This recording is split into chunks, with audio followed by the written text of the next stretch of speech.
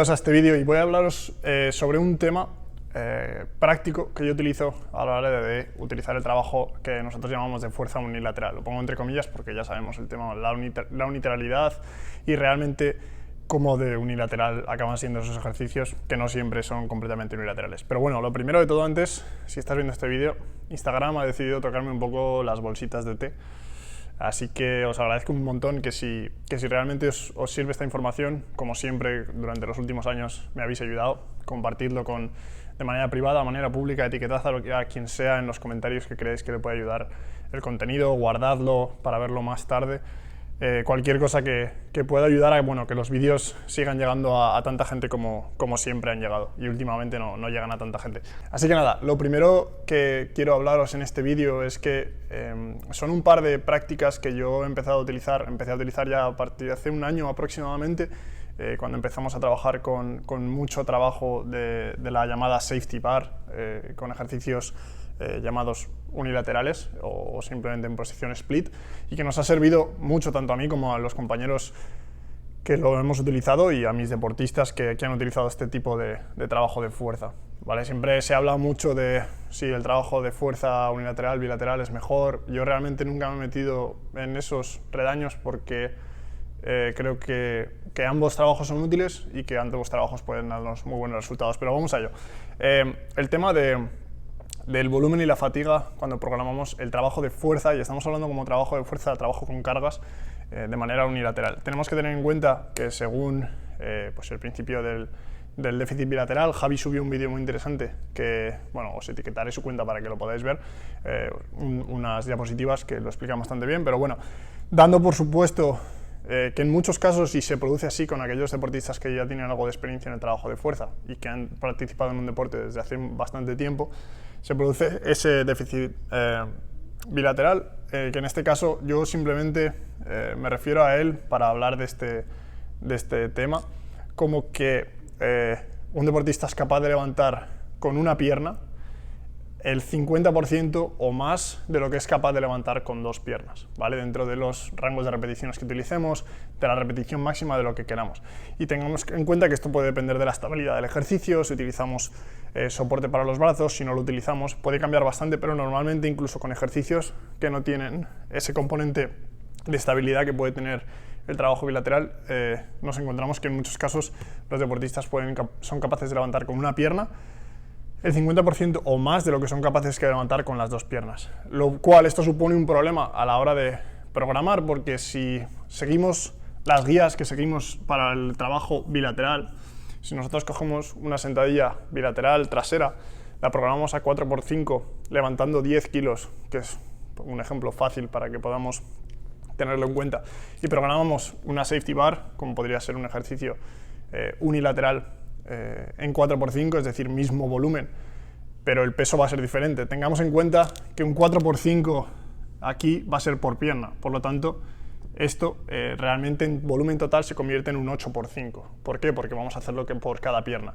Ya estamos teniendo en cuenta que el volumen es el doble, el volumen en términos de series y repeticiones. En términos de la carga levantada, si estamos teniendo en cuenta que podemos levantar con una pierna el 50% o más de lo que podríamos levantar con dos, en este caso simplemente hemos puesto un 70% porque es un número con el que me encuentro muchas veces en muchos de mis deportistas, ¿vale? Entonces tendríamos en cuenta que estamos levantando 7 kilos por cada pierna en cada serie que vamos a realizar.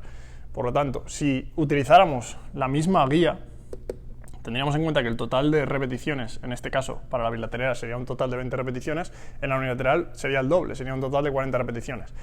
Viéndolo por kilos levantados, serían 200 kilos levantados totales, mientras que en la unilateral serían 560 kilos levantados totales. Eso es bastante más del doble.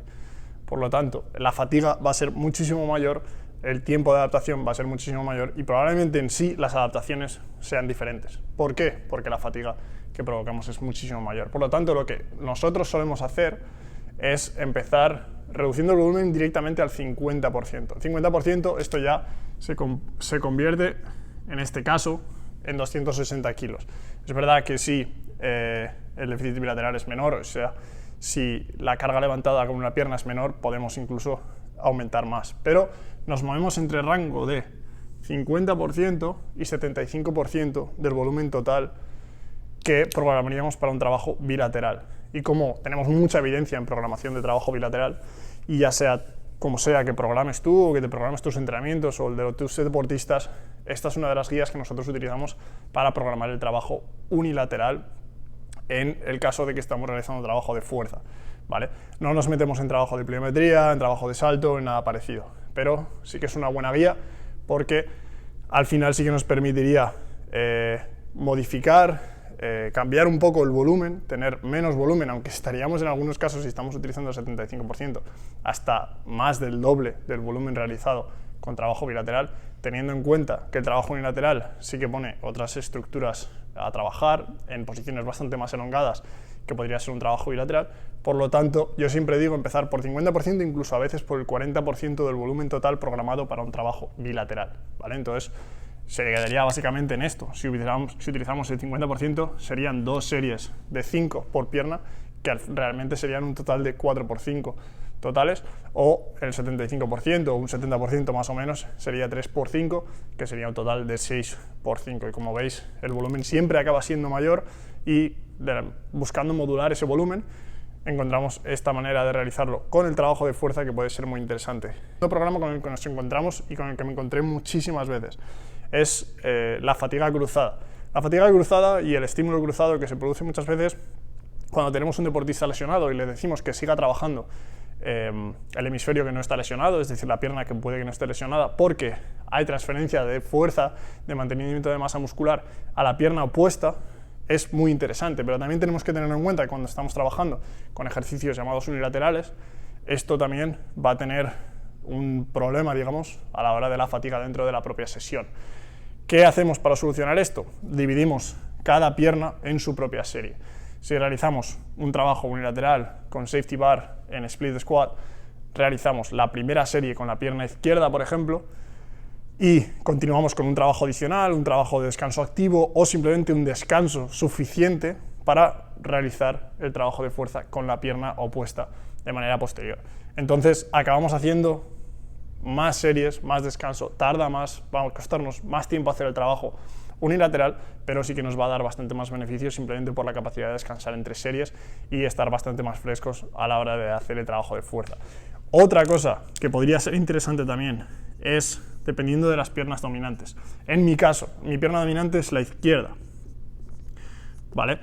Lo que hago muchas veces es empezar por la pierna derecha, ¿vale?